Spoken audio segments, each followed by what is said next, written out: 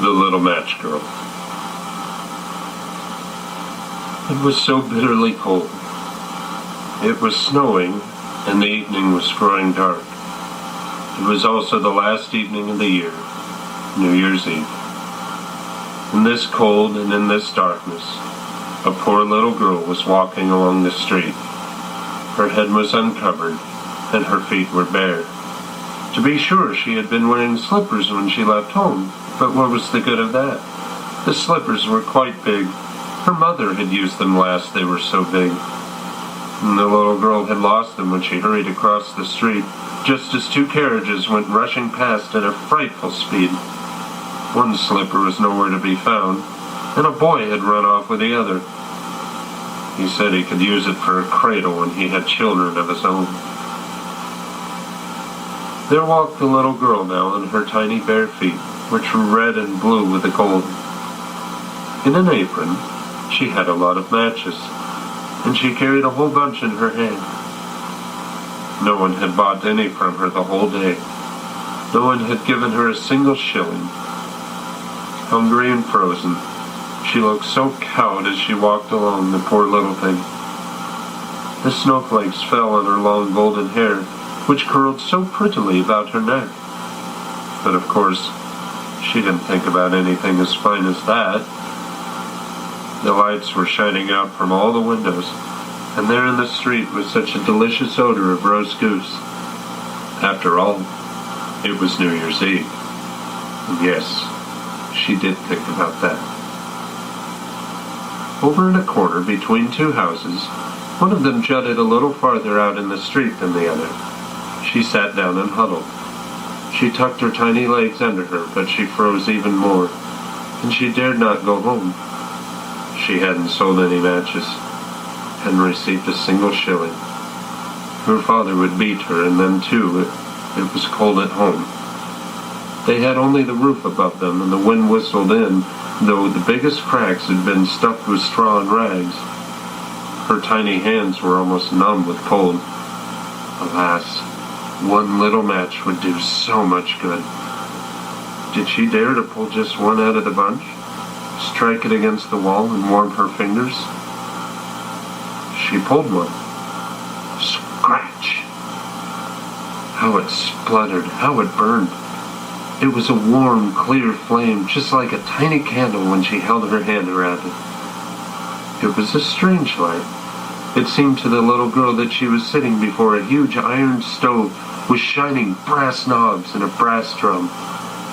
The fire burned so wonderfully, it was so warming. No, what was that? The little girl was already stretching out her feet to warm them too. And when the flame went out, the stove disappeared. She sat with a little stump of the burnt-out match in her hand. A new one was struck. It burned, it shone, and where the light fell on the wall, it became transparent like gauze. She looked right into the room where the table was set with a gleaming white cloth, fine china, and a splendid steaming roast goose stuffed with prunes and apples. And what was even more splendid, the goose hopped right down from the platter and waddled across the floor with a knife and fork in its back, right over to the poor girl it came. And then the match went out, and only the thick, cold wall could be seen. She lit a new match. Now she was sitting under the loveliest Christmas tree. It was even bigger, and had more decorations on it than the one she had seen through the glass door of the rich merchant's house last Christmas. 1,000 candles were burning on the green branches, and gaily colored pictures like the ones that decorate shop windows looked down at her. The little girl stretched out both hands in the air. Then the match went out. The many Christmas candles went higher and higher. She saw that they were now bright stars. One of them fell and made a long, fiery streak in the sky. And now someone is dying, said the little girl, for her old grandmother, the only one who had ever been good to her, but now was dead, had said that when a star falls, a soul goes up to God. Again she struck a match against the wall. It shone around her, and in a glow stood the old grandmother, so bright and shining, so blessed and mild. "Grandma," cried the little one, "oh, take me with you. I know that you'll be gone when the match goes out, gone just like the warm stove, the wonderful roast goose, and the big heavenly Christmas tree." And she hastily struck all the rest of the matches in the bunch. She wanted to keep her grandmother with her. And the matches shone with such a radiance that it was brighter than the light of day. Never before had grandmother been so beautiful, so big. She lifted the little girl up in her arms, and in radiance and rejoicing they flew so high, and there was no cold, no hunger, no fear. They were with God. But in a corner by the house, in the early morning cold, sat the little girl with rosy cheeks and a smile on her face. Dead.